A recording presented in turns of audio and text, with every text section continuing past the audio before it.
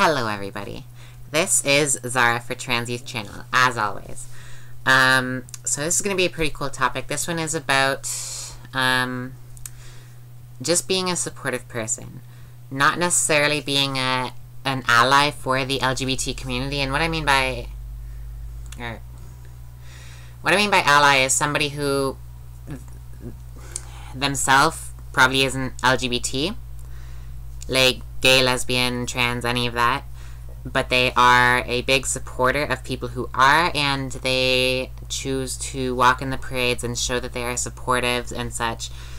And what this topic is about, basically, is how to be supportive of the community without necessarily being that.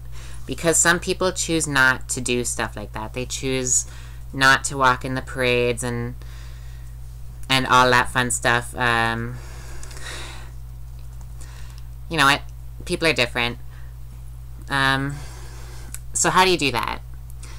Well, there's a few good ways. Oh, actually, first of all, I have to mention an amazing group called Faces for Equality. And they're amazing. What the basic premise of their whole group is to show pictures of people who are LGBT with allies of theirs, friends, family, whatever, who are not LGBT, showing that they are there and they love each other, to show the support there. And, you know, they typically have messages on them like,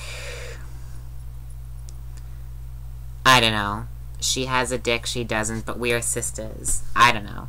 I haven't seen one like that, but that just came to my head.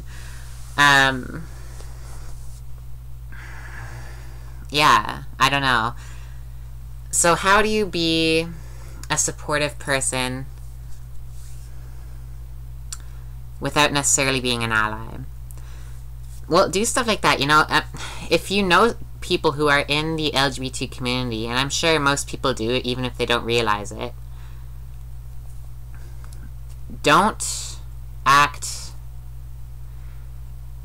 weird around them. I don't know.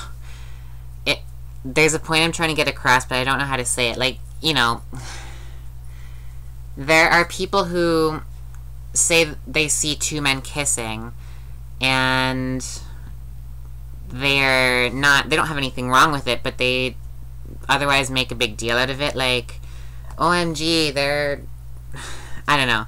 Not that they think it's, not in a way that they think it's wrong, but in a way that they're overplaying it, like it's really more of a big deal than it should be. And that sometimes I find can be almost as bad. Like people being overly... Try not to do that. If you see people who are perhaps discussing the trans community or the gay community, whatever, in a negative way, just put your 2 cents in. Just be like, why do you think it's wrong for 2 men to kiss? Why do you think it's wrong for somebody to be born in a male body but then decide that they are female? Well, not decide that they are female, but realize that they are female and make themselves that way. Why do you think this is wrong? And then, you know, counterpoint, counterpoint, counterpoint. Stuff like that. And I know that stuff like that isn't always easy for people. Most people, I find, try to avoid confrontation as much as possible. So, you know, you find two people discussing why gays are bad. Only so many people are gonna go and say, no, they're not bad at all, for these reasons. Because depending on how well you know the person, it could end badly. It could turn into a fight, it could turn into much worse. Or it's just awkward, you know? Because if it's a person you're seeing on a regular basis, you're gonna know they think differently from me. How can I ever look at them the same way again? Like, actually, I can give you a personal experience on that. That I have a coworker, she doesn't work with me anymore, but I found out after she had worked with me for like at least a year that she was very, very anti-LGBT. And my store where I work is very LGBT friendly. We've had, well, at the moment I'm the trans person there, and there are 2 gay men, and in the past we've had bisexual people, all kinds of things. So we're very LGBT friendly. But she had discussed it with a coworker that she thought was straight, how very anti-LGBT she was, and to be honest, I don't even know if she ever knew I was trans, because I never discussed it with her. Just never came up. But I could never really look at her the same way again after that. It's like, you know, you're entitled to your opinion and everything, but yeah, no interest in talking to you much now, you know?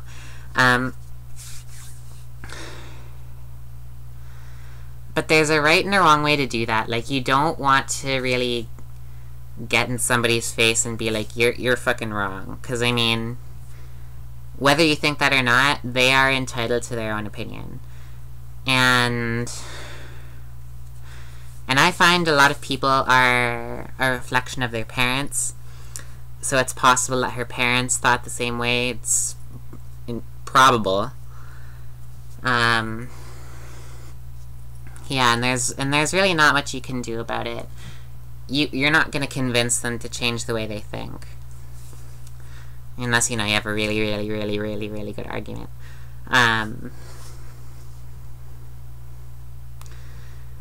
Yeah, I don't know. Being a good ally. And if you see somebody picking on somebody who is part of the LGBT community, you need to, and of course be smart about it, try and do whatever you can to put a stop to it, you know? Like, I don't know, I'm trying to think of an example here.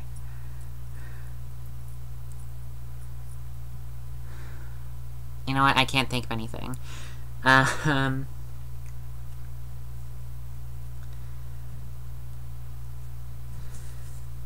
don't know. First thing that comes to my head, somebody says, oh, you're a sinner because you're a man and you are attracted to men.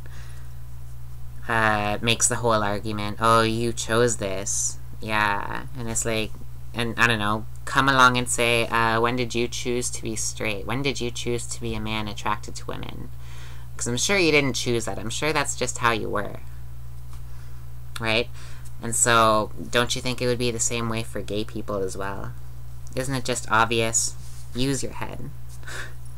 I don't know. Maybe that's not the best example, but that's honestly the only thing I could think of.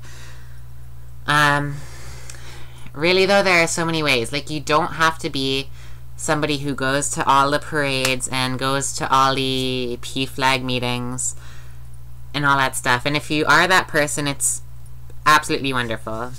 Myself, I would love to be in P-flag. I have helped out with some P-flag events in the past, but I find I just do not have time for it right now. I'm busy with a million other things, but I hope to get back to it as soon as I can. And so, of course, I'm an LGBT activist, and mostly how I am an LGBT activist is through this YouTube channel.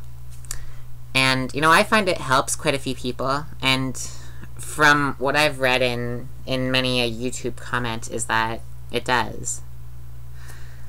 And so that's why I keep doing it, because I want to help people. Yeah. Well, as usual, I have been going on and on and on in my video. But I hope you guys find this helpful. It's possible to be a supporter of the LGBT community without being that person who's saying, who's going to all the parades and the meetings and everything. Yeah.